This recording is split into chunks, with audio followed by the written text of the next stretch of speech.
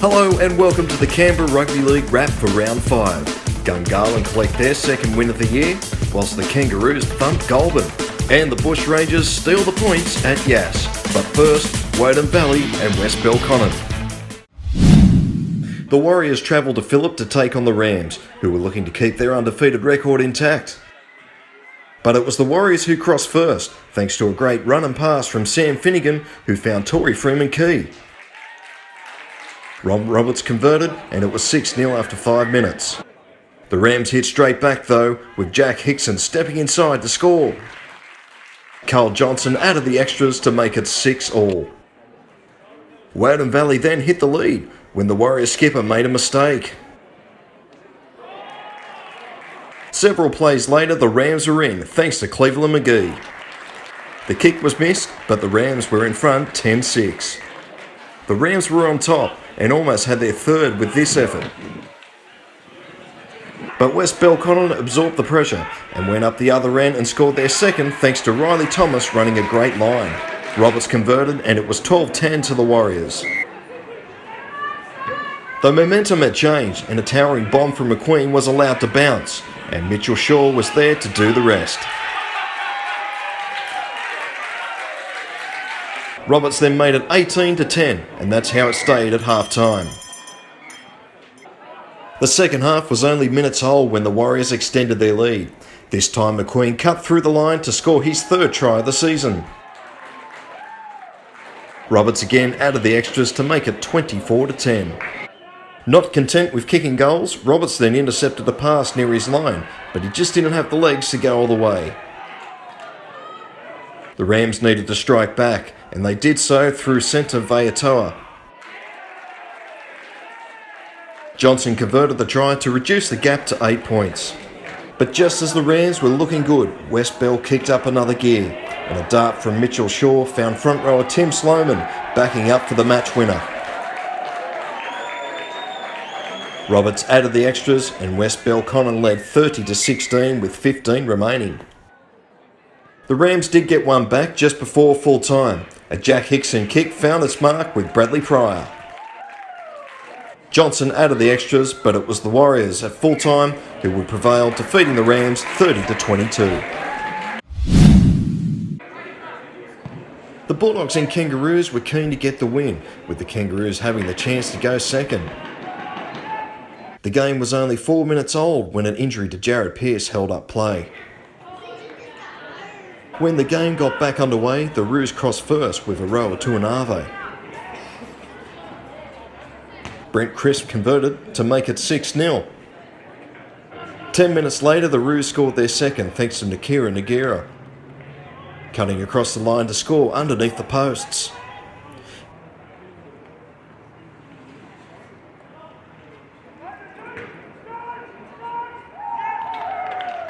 Crisp added the extras to make it 12-0. Soon after, Gorrell got the Roos third from dummy half. Crisp made it 18-0. Goulburn finally got some ball, and a nice grubber from Dylan Hatley put Blake Hewitt over. The conversion was missed, but the margin was back down to 14. Then Nagira scored his second. It was a carbon copy of his first effort, and the Roos extended their lead. Crisp converted, and it was 24-4. It was becoming one-way traffic, and Brent Crisp got on the try list with a dummy, swerve, and a fend to score in the corner. Then he converted to make it 30-4. The Kangaroos then had their sixth, with some nice ball movement to see halfback Joshua Essex go over. Crisp kicked his sixth, and it was 36-4. The second half was only minutes old when Nagira crossed to score his hat-trick.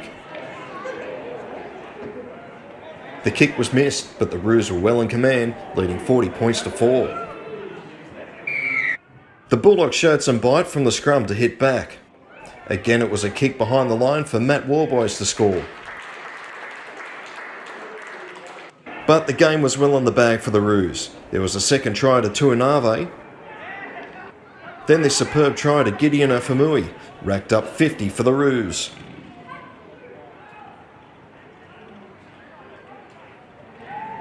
And then the Roos scored their 10th of the day thanks to Troy Wiley.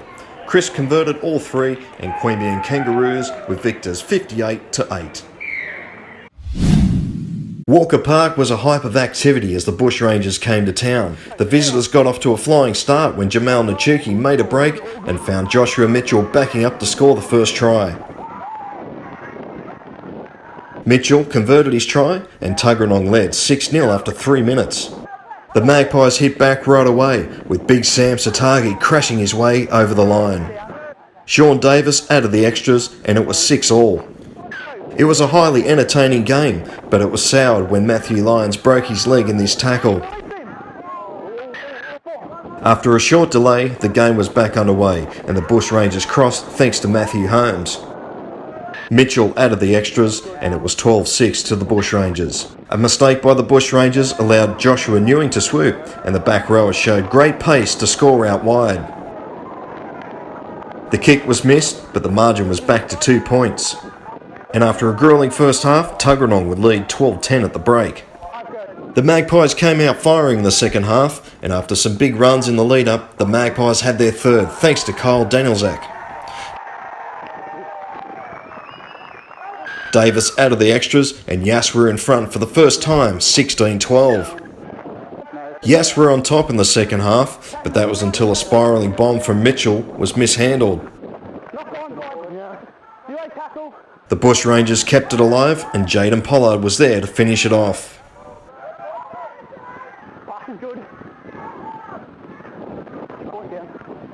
The kick was missed, but it was 16-all.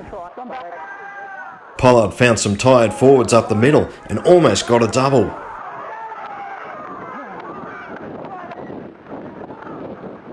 The Bushrangers then had a chance to hit the front, but Mitchell hit the post. Shortly after though, Tuggeranong hit the lead. From the scrum, the ball went through the hands for John Wesley Tautai to score out wide.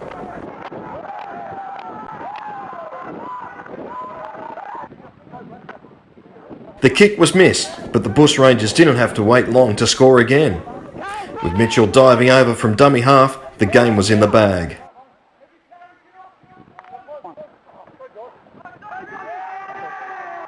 Dwayne Ewings added the extras and Tuggeranong were home 26-16.